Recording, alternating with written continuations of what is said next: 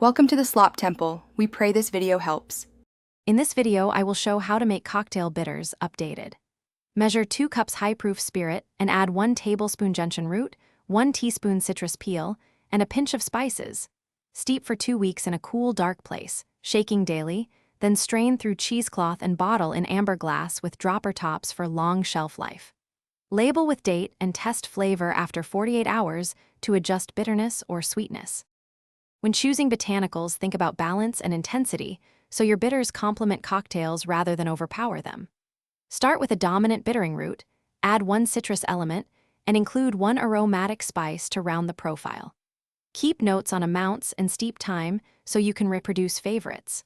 Small adjustments like reducing citrus by 20% or increasing spice by 1/2 teaspoon can transform the final taste in subtle ways. If you're enjoying this guide, please subscribe and like so I can make more helpful recipes for you. Quick recommendation: socks life's too short for cheap socks. Go darn tough with a lifetime warranty. I wear them while testing in the kitchen and they survive everything. Check the description for the link and other deals to grab a pair if you want. Now let's get back to the video. Infusion and tasting are where recipes come alive, so be patient and methodical while you test. Start tasting after 48 hours using a small diluted sample and keep a log of flavor changes each day. If bitterness climbs too fast, remove bittering roots early and continue to add aromatics.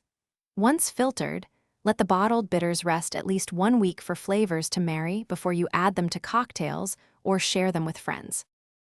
Thanks for watching. Consider subscribing if we helped you.